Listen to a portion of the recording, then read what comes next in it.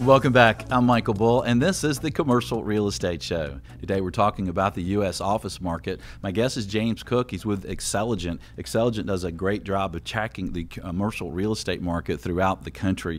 And James, one of the things that you guys do, right, is you have a board where you talk to a lot of the leading brokers around the country every quarter. So what do we think about what's going to happen in the office market? We actually have hundreds of boards that we conduct every year. In every market that we're in, we have a board that meets quarterly for each property type. So we have one for office, one for industrial, one for retail. And every quarter we're polling all of those top brokers in the market. Probably the most interesting thing I like to do is we have a question where we just ask them, in your own words, just describe what the state of the market is. And right now, the most popular word from office brokers that we've heard is the word steady. So it is actually steady and active are probably the two biggest words that we've heard. Now, if you look back a year ago, so if you go back to the first time we did the survey in Q3 of 2013, the most popular words were steady and slow. So we've gone from slow to active. Well, that's great. So do brokers think that rents will increase and occupancy will increase overall? Yeah, I mean, if you talk about the market overall, we ask everybody every quarter, what's your 6-month office market outlook? And in the latest survey from the end of the year, the majority, so that's almost 52%, said the market's going to be moving at a good pace for the next 6 months. Brokers have always been an optimistic bunch, though, so you do have to take that with a grain of salt. Yeah, we're optimistic by nature, right? Well, what about new construction? I think that's one of the things that's really helped the office market, right? There's really been a lack of new construction, but we have seen construction levels ramp up. Where are construction levels, and how might that impact the market moving forward? Yeah, if you're not looking at the hot U.S. markets where most of us don't live, actually, construction's been really constrained, and mainly that is due not to demand. The demand's definitely there. Vacancy rates have been going down, but the cost of construction has been going up, and as it has risen, it's just made it difficult to justify new construction. Owners, landlords are going to have to some point, new developers are going to have to bite the bullet and raise rents in order to justify new construction. When we surveyed our advisory boards and asked them, what have you seen? What are your expectations about new construction in the coming 6 months? 40% of them said the only way that we're going to see new construction is if you've got a tenant in place. Now that we also do have a growing number of markets that are saying they are starting to see speculative construction, but again, when you're looking outside of the majors like New York and San Francisco or DC, it's not really there yet. Yeah, it's interesting. With the rise in construction cost, you really have to have some healthy rents and a really healthy market to make it sense to go out and build spec, don't you? Yeah, absolutely. What about sales volume? It seems like everyone's optimistic about the office market in most cities. Where do you see sales volume these days?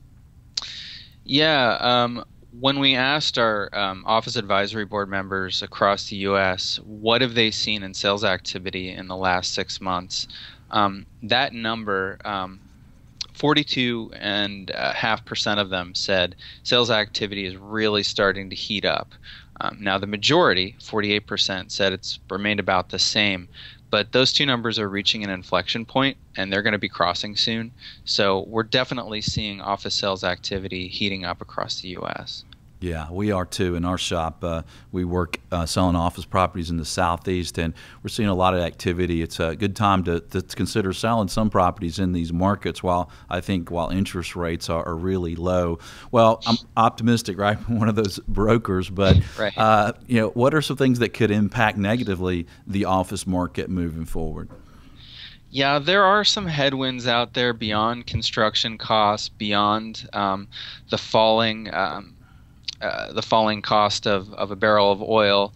The two big headwinds that we're looking at, one, well, these guys probably are part of the same overall trend: densification and the free agency of office workers. So more and more people who were once employed within a company are now working on their own. When you go out and work on your own, a lot of times you work in your home office, so you don't need office space. Myself personally, I work for a company that's based out of another city, so often I work from home. Often I'm traveling, so I'm working out of an airport. Sometimes I'm in a rental car. Sometimes I work in a co-working space in the city where I live. There's just going to be a lot of change and a lessening of demand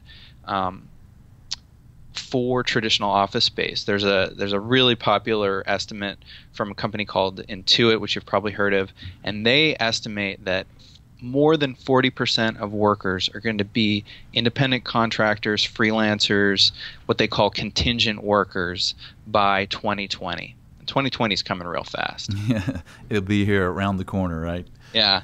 Well, that's interesting because you do see a lot more people working from home. We certainly have the technology now to be really mobile, and I think some other things that are impacting the office market are these open floor plans and companies using less square footage per employee. But I'm wondering if some of that's going to backfire, and and we might go back to some more walls being put up as some people have challenges with retention and recruiting as the job market improves. Some of these folks who are put on benches may want private offices again. Well, James, thanks for joining us today. We sure appreciate your insight.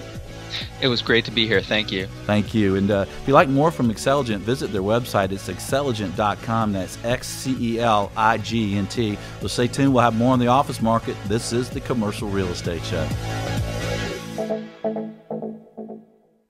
The Commercial Real Estate Show is brought to you by Bull Realty Commercial Advisors, a great place to do business. Visit bullrealty.com. RealNex, a comprehensive and powerful suite of commercial real estate tools at an incredibly low price. Visit realnex.com. That's RealNex. FIU, Florida International University. Earn your master's in real estate in as little as 10 months without interrupting your career. Visit FIUonline.com. Xceligent, the resource professionals use for commercial real estate information. Visit Xceligent.com. That's Xceligent.